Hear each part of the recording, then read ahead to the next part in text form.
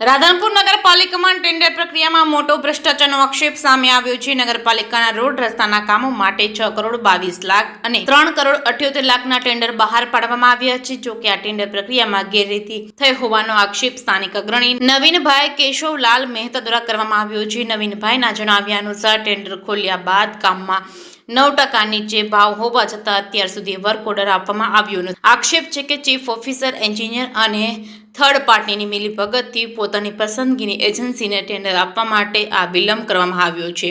વધુમાં તેમણે જણાવ્યું છે કે ટેન્ડરને 3 વખત રદ કરવામાં આવ્યા હતા, જેથી ચોથી વખત 5% ઊંચા ભાવે મંજૂરી આપવાની તૈયારીઓ ચાલી રહી છે। આટલું જ નહીં, કોઈ પણ પ્રકારની ચર્ચા વિચારણા કર્યા વગર 35% રકમનું વધારાનું ભારણ નગરપાલિકામાં સૌ ભંડોળ પર નાખવાનો પ્રયાસ થઈ રહ્યો છે, જેનો તેમણે સખત વિરોધ નોંધાવ્યો છે। છેલ્લા 5 મહિનાથી ટેન્ડર પ્રક્રિયા અટકેલી છે। ચોમાસું નજીક હોવા છતાં કોઈ કામગીરી કરવામાં આવી નથી। જવાબદાર અધિકારીઓ અને ચેરમેન પોતાના વ્યક્તિગત સ્વાર્થ માટે કામ કરી રહ્યા છે। પાલિકાના કારોબારી ચેરમેન પોતાના સ્વાર્થ ખાતર રાધનપુર ચીફ ઓફિસર અગાઉ સસ્પેન્ડ કરવામાં આવ્યા હોવા છતાં ફરીથી કામ સોંપવામાં આવ્યું છે। દાવો કરવામાં આવ્યો છે કે 6 કરોડ 22 લાખના ટેન્ડરમાં 9% ઉપરના ભાવે ભરેલા ટેન્ડરને ખોટી રીતે રદ કરવામાં આવ્યા છે। જે પક્ષકારોના ટેન્ડર રદ કરવામાં આવ્યા છે તેઓ કાયદાકીય લડત લડવા તૈયાર હોવા છતાં સરકાર સામે જવામાં સંકોચ અનુભવી રહ્યા છે। આક્ષેપો અનુસાર ટેન્ડર પાસ ન થવાના કારણે ગામના વિકાસના કામો અટકી પડ્યા છે, જેનાથી ભવિષ્યમાં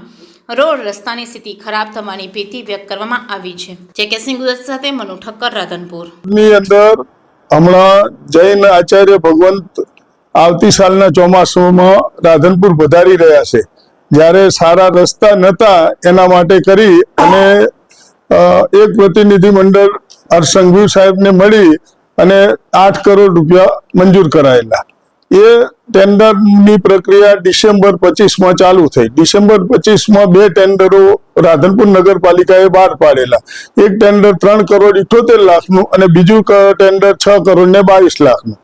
3 કરોડ 78 લાખનું ટેન્ડર આવતા ખોલેલું અને આ ટેન્ડરો બંને ટેન્ડરો બનાવનાર થર્ડ પાર્ટી અને એન્જિનિયર। હવે 378 નું ટેન્ડર ખોલ્યું ત્યારે 378 નું ટેન્ડર 9% નીચું આવેલું। ડિસેમ્બરમાં ખોલેલું ટેન્ડર આ એન્જિનિયર અને થર્ડ પાર્ટીના મળતિયાઓનું ના આવતા એ લોકોએ એમને ફેબ્રુઆરીમાં છેક એગ્રીમેન્ટ માટે FDR મંગાઈ। પાર્ટીએ 12 ફેબ્રુઆરીએ એગ્રીમેન્ટ માટેની FDR જરૂરી FDRઓ આપી અને એને છેક 13/5 એગ્રીમેન્ટમાં કરવા માટે બોલાયા અને 13/5 એટલે ટેન્ડર પડ્યા પછી છેલ્લા 5 મહિના પછી। બીજી બાજુ 6/22 વાળું જે ટેન્ડર હતું એ ટેન્ડરમાં આ લોકોએ એવી શરત ખોટી નાખેલી જેના કારણે ટેન્ડર બીજા ના ખોલી અને એક ટેન્ડર ખોલી અને એ લોકોએ રદ કરેલું કે સિંગલ કોપી આવી છે। બીજી વખતે 2 કોપી આવેલી, એક લાયકાત નથી અને એક લાયકાત છે, સિંગલ કોપી કરીને કેન્સલ કર્યું। જ્યારે આ લોકોની એન્જિનિયર થર્ડ પાર્ટી કારોબારી ચેરમેનના મળતિયાનું ટેન્ડર આવ્યું 40% ઊંચું, જે નગરપાલિકાની અંદર એક ટેન્ડર 9% નીચું આવે છે, બીજું ટેન્ડર 41% ઊંચું આવે છે, એટલે બેની બરાબરી કરવા જાય તો 50% નીચું। એ કારોબારીના ચેરમેન અને એન્જિનિયરે મળી અને 41% ઊંચા વાળું ટેન્ડરને કારોબારીમાં લઈને ના મંજૂર કર્યું અને તરત જ બીજી વખત ફરી ટેન્ડર પાડી અને મળતિયાઓને એમ કીધું કે તમે 41% નહીં, હવે 50% ઊંચું ભરો। અને બીજા દિવસે કોઈને ખ્યાલ આવ્યા વગર 5 દિવસની નિવિદા પાડી અને 50% ઊંચું ટેન્ડર આવ્યું અને કારોબારીએ 41% એમને નેગોશિએશન કર્યા વગર 41 કે 35% ઊંચું માન્ય રાખી અને ઉપર મૂકેલું છે। હવે વાત એ થાય કે જો એક જ ટેન્ડર 2 ટેન્ડર એક જ સમયે આવે તો 9% નીચું હોય અને બીજું 41% ઊંચું હોય તો તમને એની ડિફરન્સની ખબર પડી જાય। 6 કરોડ ને 22 લાખનું ટેન્ડર એટલે GST સાથે 8 કરોડનું ટેન્ડર થાય। હવે એ ટેન્ડરને જો ઊંચું આપે તો એના 4 કરોડ રૂપિયા થાય અને 4 કરોડ રૂપિયા ઉપર એને સૌ ભંડોળમાંથી આપવા પડે તો નગરપાલિકા એવી છે નહીં કે આપી શકે। તો આ લોકો શું કરશે કે 7 કરોડની જગ્યાએ કામ 4 કરોડનું કરી અને મોટા તોડપાણી કરવાના છે। બીજું, કારોબારી ચેરમેન પોતે ખુદ એમ માને છે કે બધા સભ્યો મારા છે, એટલે દેવજી પટેલના આ ધારા મુજબ અને પોતેની જાતને ગણી અને નગરપાલિકાના પ્રમુખ કે ઉપપ્રમુખને આ કોઈ વાતને ખબર નથી અને એમણે કારોબારીમાં મંજૂર કર્યું છે. મંજૂર કર્યા પછી ઉપર મેલી અને છેલ્લા ડિસેમ્બર મહિનાથી 5મા મહિના સુધી લેટ કરે છે અને પોતાના મળે ત્યાં ના આવતા આ જ્યારે એનું ટેન્ડર આવે ત્યારે થાય. બીજી બાજુ મહારાજ સાહેબ જૂન મહિનામાં આવવાના છે, જુલાઈ મહિનામાં, અને તાત્કાલિક કામ પૂરું કરવા હાટું કરીને આ ગ્રાન્ટ સ્પેશિયલ મંજૂર કરાયેલી છે. તેમ છતાં એ લોકો આજ સુધી નથી કરતા અને ફરી ઉપર મૂકશે અને ઉપર મૂકી અને આ ટેન્ડર પાસ થશે ત્યારે અમે ચોમાસું આવશે અને રાધનપુરની નગરપાલિકામાં ભારતીય જનતા પાર્ટીના વિકાસના કારણે 28 બેઠકોમાંથી પાર્ટીને 26 બેઠકો આલી અને રાધનપુર નગરપાલિકાએ એક જ વિશ્વાસથી કામ કરેલું છે કે રાધનપુરમાં વિકાસ થશે અને રોડ રસ્તા બનશે. એની જગ્યાએ આ એક ચાલી રહ્યું છે. આપણા આપ દ્વારા કોઈ રજૂઆત કરવામાં આવી તંત્રને? આ બાજુની રજૂઆત માટે એના ઉપપ્રમુખ અને પાણી પુરવઠાના ચેરમેન એ બંને જણાએ કારોબારી ચેરમેન નગરપાલિકાના પ્રમુખશ્રીને લેટર આપી અને આ ટેન્ડર ના મંજૂર કરવા માટે કીધેલું, પણ એમની કોઈ વાત સંભળાણી હોય એવું લાગતું નથી. હવે આ બાબતે કોઈ એક્શન લેવા છે બાબતે? કોના માટે? તમારા તરફથી નગરપાલિકા સત્તા અમે સત્તાધારી પાર્ટીને આપણે તો કહી શકીએ છે, આપણે એક જાગૃત નાગરિક તરીકે.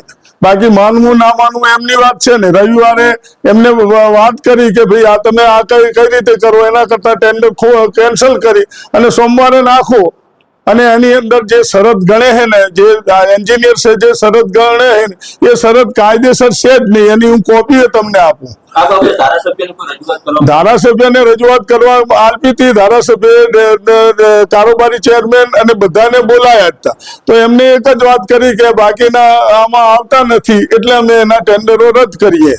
ધારાસભ્યશ્રીએ તો સ્પેશિયલ ગ્રાન્ટ મંજૂર કરાવી છે. ધારાસભ્ય તો સતત ધક્કા ખાઈ અને આખું રાધનપુર માટે 84 કરોડની પાણીની લાઈને લાવે છે. પણ આ લોકોને બસ મગજમાં એમ જ છે, અંદરો અંદરની ખરબૂટમાં ચેરમેન અને આ અને દેવજી પટેલ પોતાની જાતને એમ માને છે કે હું ભાવિ ધારાસભ્ય છું, મને કોઈ કહેનારું નથી. બરોબર. રાધનપુરની સ્થિતિ શું છે? રાધનપુરની સ્થિતિ તો તમે જોવો તો પેરિસથી સારા કણાવે એવા રોડો રાધનપુરમાં છે. આજની તારીખમાં તમે 4 રસ્તાથી ગામમાં જાઓ તો રોડની તમને ખબર પડે અને હમણાં ચોમાસું આવશે ત્યારે એ પછી તમે જોજો કે શું હાલત થાય. રાધનપુર નગરપાલિકાના કયા કયા કોર્પોરેટરો ભરેલા છે? આની અંદર કોર્પોરેટરો તો કાં તો બીકના કારણે અને કાં તો એમને ભરેલા હોય એ રીતે ક્યારેય કોઈ રજૂઆત કરી નથી. નહીતર તો કોઈ પણ ટેન્ડરને 5 મહિના એગ્રીમેન્ટ ના થાય એવું બની શકે. કારોબારી ચેરમેન ઉપર કોને હાથ આવશે કે આ બધું સમગ્ર આ બધું થઈ? કારોબારી ચેરમેન પોતાની જાતને ભાવિ ધારાસભ્ય માને છે અને એમ કે માને કોણ કહેનારું છે. પોતે જે પ્રમુખ હતો તારે એ ક્યારેય ફોન લોકોના નથી ઉપાડ્યા.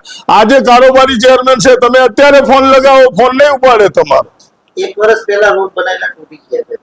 હા, એ તો તૂટી ગયા છે અને કામ બરોબર નથી. કોણ દેખરેખ રાખે?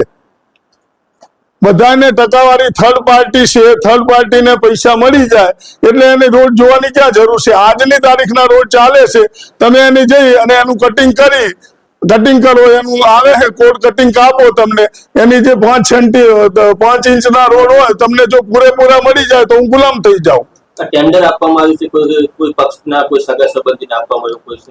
ના, પાર્ટી કોઈ ક્યાં આવે છે આમાં? આ તો પોતાના છે.